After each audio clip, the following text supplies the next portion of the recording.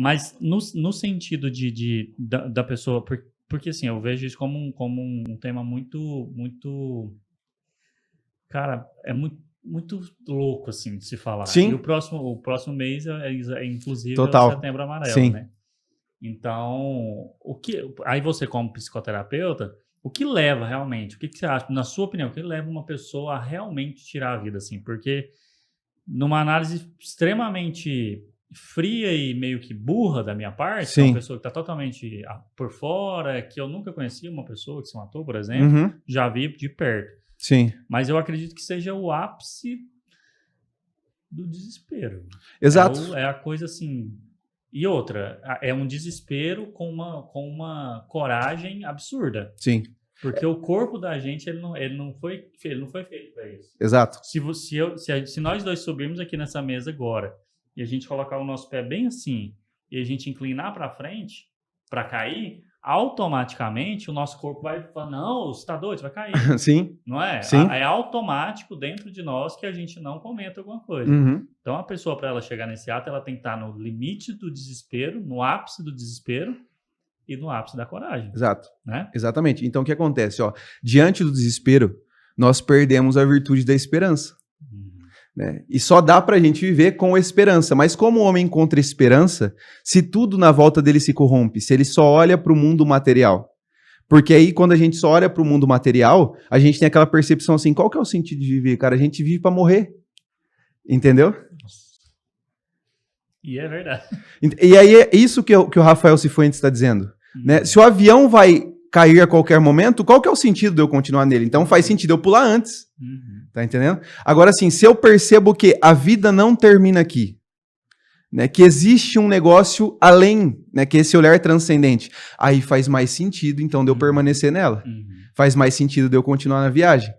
Então a vida é como se fosse um avião com um piloto. Exatamente, existe um piloto. É Deus. Exato. E a gente está dentro dele porque a gente sabe que Deus está Exatamente. no comando. Exatamente. Se ele não estivesse lá, não faria o menor sentido a gente estar nele. Exatamente. Então, uma pessoa que chega no ápice de um ato igual a esse é porque ela está dentro de um avião sem um piloto. Exatamente. Na percepção dela. Sim, né? sim. Na percepção dela, ela não tem ninguém olhando por ela. Essa é a sensação das pessoas hoje em dia. Tu pode conversar com as pessoas que sentem isso. Quando ela vai falar alguma coisa, ela fala, cara, eu me sinto sozinho. Parece que meus problemas não têm saída. Por quê? Porque nós perdemos esse olhar transcendente da coisa. Né? Nós olhamos para a vida e falamos, meu Deus, a minha vida é só causa, é só problema. Eu não consigo encontrar um sentido nesse problema.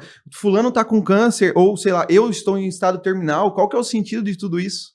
Né? E aí não faz mesmo sentido, é um grande caos. Qual que é o sentido de sofrer? Então, o nosso sofrimento precisa ter um sentido além. Né? Mas esse além não tem como estar aqui, nesse plano material, porque tudo aqui se corrompe. Então, precisa estar em um lugar, um certo lugar, onde as coisas não se corrompem. Né, onde as coisas são eternas e são felizes, né, e existe a própria felicidade, que é o próprio Deus. Enfim, a gente vai entrar num papo bem filosófico, né, se for por esse caminho, mas é isso aí. No fundo, toda pessoa que se matou, Jefão, de alguma forma, ela teve o seu olhar amputado para a vida.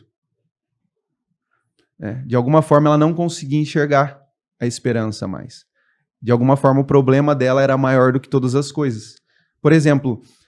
Né, talvez isso a gente não consiga pensar, mas tu pensa que tem gente que se mata porque não consegue encontrar um emprego. A pessoa está desempregada há muito tempo. Mas, cara, peraí. Quer dizer, então, que o fato de você estar desempregado determina a tua vida toda. Um emprego, né, vale mais do que toda a tua vida. Tu pode passar a tua vida todo desempregado. Você continua sendo Jefão.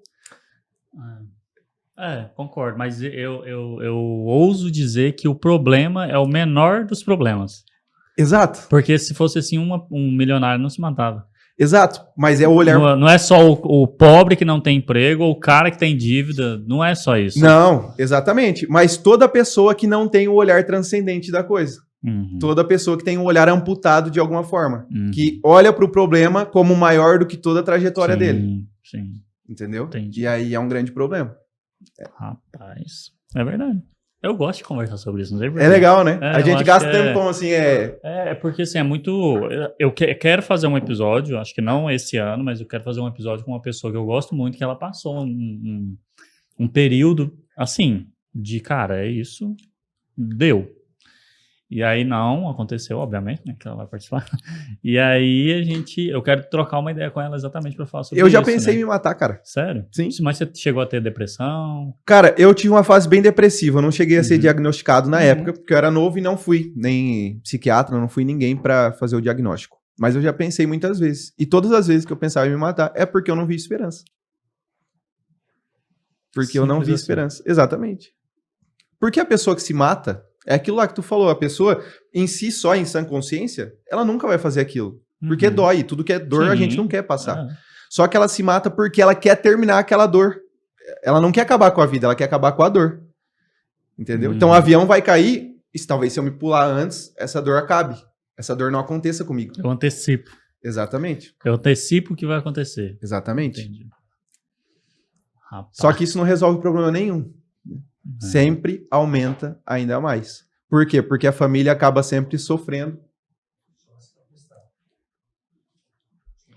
Tá. Porque fora a pessoa, né? Porque assim, todo problema dá para ser resolvido. Dos maiores que sejam, sempre dá para resolver, né? E quando não são resolvidos, acaba gerando ainda mais, né? Porque a pessoa se mata e a família sofrendo, a pessoa perde as oportunidades que ela tinha, né, de mudar de vida, de arrumar toda a vida, enfim. Acaba abreviando aquilo que não deveria ser abreviado. Que triste. Pois é. E aí eu costumo até falar para meus pacientes, porque veja só, o Viktor Frankl eu também falava sobre isso. O Viktor Frankl ele foi preso em campo de concentração, né? Ele passou por pelo menos 4. Ele é o pai da logoterapia, né?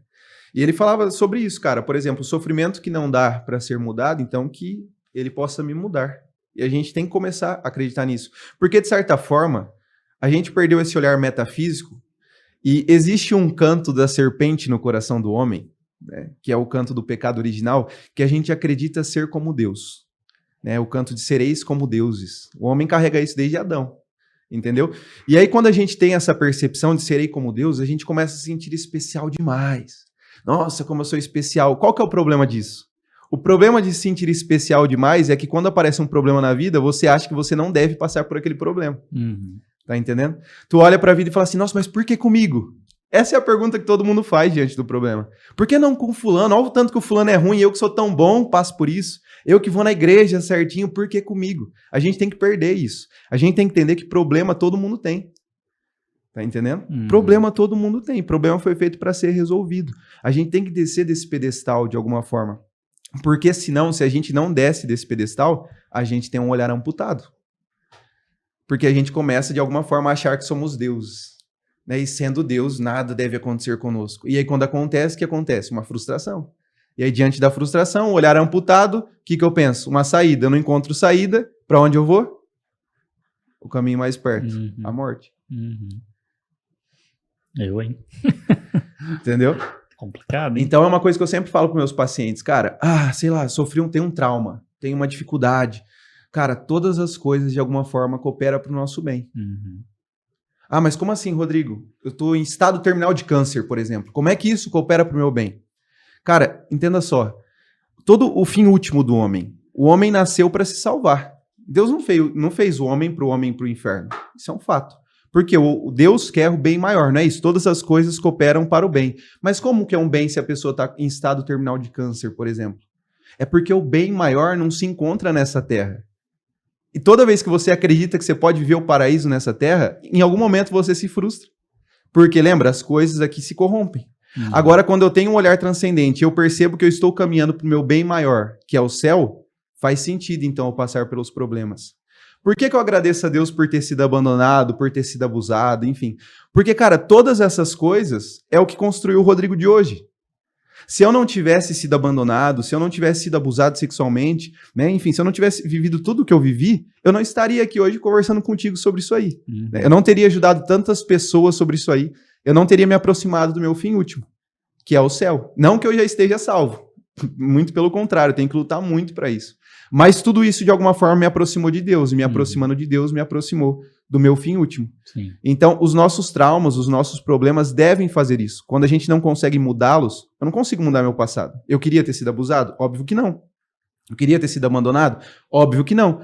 Mas será que se eu não tivesse sido abandonado, né? Será que se eu tivesse tido uma vida perfeita, sei lá, a vida do Gustavo Lima, putz, imagina? Só iate e tal, rico, muito rico. Cara, será que eu estaria na igreja? Provavelmente não. Será que, sei lá, eu teria uma vida assim, buscaria uma vida moral, teria uma vida correta? Talvez não. Talvez estaria eu pegando geral e fazendo tudo que há de errado. E me distanciando do meu fim último. E o que Deus faz? Deus vai permitindo as coisas como um jogo de xadrez, cara. Como um jogo de xadrez. A nossa vida é um jogo de xadrez. No fundo é um jogo de xadrez. É sempre o mestre do lado do xadrez, o aprendiz do outro, né, e vai movendo as peças ali. O mestre poderia ganhar a qualquer momento. Sim ou não? Porque ele é o mestre do jogo. Só que ele permite que o aprendiz ganhe dele. Como? Ele vai movendo as peças, algumas peças, ainda que o aprendiz não entenda, ele vai movendo as peças, para que o aprendiz escolha na liberdade dele se ele quer vencer o jogo ou não. E essa é a vida humana. Deus vai movendo as pedras para que você chegue ao final, para que você vença o jogo. Se você quer vencer o jogo, a escolha é tua. É o livre-arbítrio? Exatamente. O tal livre-arbítrio. Exatamente.